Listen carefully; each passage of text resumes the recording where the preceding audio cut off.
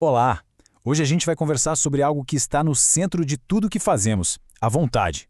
Sabe aquela força poderosa por trás de cada escolha, cada passo que a gente dá? Vamos descobrir juntos o que a Bíblia tem a dizer sobre o que realmente nos move por dentro. Para a gente começar, pensa um pouco. Quem aí nunca se sentiu no meio de um verdadeiro cabo de guerra interno? Sabe como é? De um lado, aquela vontade de fazer o que é certo. E do outro, do outro lado tem um impulso que puxa exatamente na direção contrária. É sobre essa batalha interior que a gente vai falar. Então vamos lá. Antes da gente mergulhar de cabeça nesse conflito, a gente precisa entender o que está em jogo, né?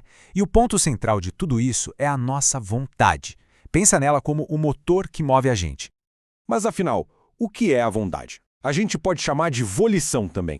Basicamente, é a nossa capacidade de querer alguma coisa, de desejar, de escolher e, no fim das contas, de agir.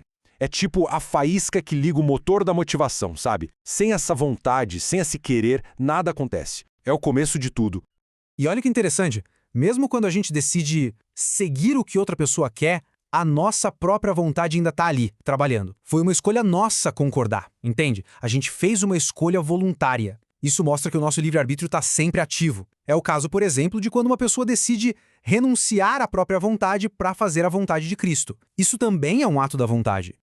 Ok, então a gente já entendeu que a vontade é o nosso motor. Mas como é que um simples pensamento vira uma ação de verdade? Algo concreto. Vamos dar uma olhada nessa jornada. Esse caminho geralmente segue 4 passos bem claros. Primeiro, tudo começa com uma ideia, um pensamento. Daí, esse pensamento desperta um sentimento, uma emoção. Essa emoção, se for forte, vira um desejo, um querer. E por último, o desejo é tão forte que nos empurra para a ação. O exemplo clássico é o de Eva lá no Éden, né? Ela pensou no fruto, sentiu a promessa de ser como Deus, desejou aquilo com força e agiu. É um ciclo completo. E aqui que a gente chega no coração daquela batalha que eu falei lá no começo. Essa luta interna tem nome, e a gente conhece bem. É a briga constante entre a nossa natureza humana, a carne, e a direção que o Espírito quer nos dar. Fica bem claro o contraste, né? De um lado a gente tem o que a Bíblia chama de obras da carne, que é a nossa natureza pecaminosa se manifestando. Do outro lado a gente tem a vontade do Espírito, que nos aponta para um caminho totalmente diferente, de vida, de santidade, de obediência. São duas forças que não se misturam, estão em oposição total dentro da gente. E isso não é só uma ideia psicológica, não. A Bíblia é muito clara sobre essa luta. Olha só o que diz em Gálatas. A carne cobiça contra o espírito e o espírito contra a carne. Eles se opõem um ao outro. E por quê? Para que não façais o que quereis. Ou seja, essa tensão interna existe exatamente para a gente não sair fazendo tudo que a nossa natureza caída manda. É um conflito real e constante. Tá, mas como essa batalha acontece na prática, no nosso dia a dia? A gente pode analisar o que seria a anatomia de uma escolha errada. Ou seja, como funciona o processo da tentação, seguindo o que Tiago nos ensina. Tiago descreve isso como uma escalada, em 4 estágios. Tudo começa com a atração.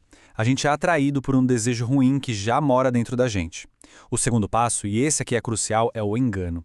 O desejo começa a bagunçar a nossa mente, fazendo o pecado parecer algo bom, ou pelo menos inofensivo.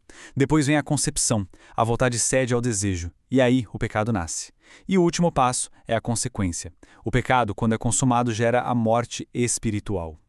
Então, o ponto-chave aqui é entender o perigo do mau desejo. A grande arma dele é a capacidade de nos enganar. Ele meio que anestesia a nossa mente, sabe? Ele bagunça nosso senso de certo e errado e vai derrubando as barreiras da nossa consciência. A tentação tenta nos convencer de que não vai ter consequência ruim nenhuma. Mas calma, tem esperança no meio dessa batalha toda. E é aqui que a gente começa a falar da solução. A gente vai ver agora como é possível ter uma vontade guiada por Deus, o que nos dá a verdadeira liberdade. A liberdade de escolher o bem. E a resposta, o centro da solução está aqui. Em Cristo, a nossa vontade é liberta do poder, do domínio do pecado. Veja bem, isso não significa que a luta acaba, que a tentação desaparece. Não, significa que a gente não é mais escravo dela. A gente ganha o poder de escolher um caminho diferente. E na prática, como isso acontece? Uma pessoa que teve a vontade redimida começa a tomar decisões diferentes. Ela passa a se inclinar para as coisas do Espírito. Ela não se conforma mais com os desejos da sua velha natureza, mas luta contra eles. Ela se dedica a viver, a andar e a dar frutos no Espírito. E o mais importante, ela pode sim triunfar sobre os desejos pecaminosos, não por força própria, mas pelo poder que tem em Cristo. Então, no fim das contas, a gente percebe que a vontade não é nossa inimiga. Muito pelo contrário, ela é uma ferramenta, uma bênção incrível que a gente recebeu. Quando essa vontade é guiada por Deus, ela se transforma na fonte da nossa motivação, do nosso ânimo, daquele entusiasmo para viver e fazer a diferença. E para a gente terminar, fica aqui uma pergunta para a gente levar e refletir. Olhando para as nossas vidas, para as nossas decisões do dia a dia, a quem a nossa vontade tem servido?